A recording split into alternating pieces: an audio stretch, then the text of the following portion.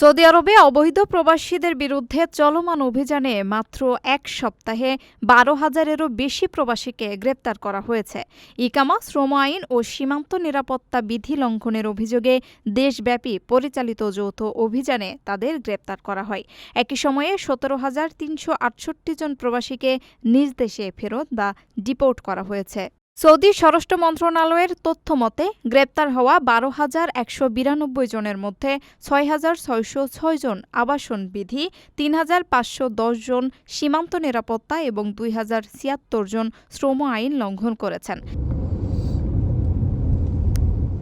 এর বাইরে অবৈধভাবে সীমান্ত পেরিয়ে সৌদি প্রবেশের সময় ১,৫৫৪ জনকে এবং দেশ ছাড়ার চেষ্টাকালে আরও ৫০ জনকে আটক করা হয়। এছাড়া অবৈধ প্রবাসীদের আশ্রয়, পরিবহন ও কাজে নিয়োগ দিয়ে সহায়তা করার অপরাধে ২২ জনকে গ্রেপ্তার করেছে আইনশৃঙ্খলা রক্ষাকারী বাহিনী।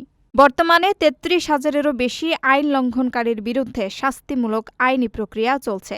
ইতিমধ্যে ১৭,৩৬৮ জনকে নিজ দেশে ডিপোর্ট করা হয়েছে এবং বাকিদের ট্রাভেল ডকুমেন্ট সংগ্রহের নির্দেশ দেওয়া হয়েছে।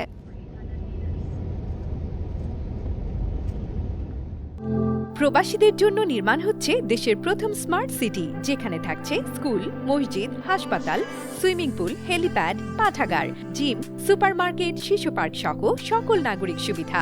মাত্র ৩০ লাখ টাকা বিনিয়োগে মিলছে আকর্ষণীয় ফ্ল্যাট।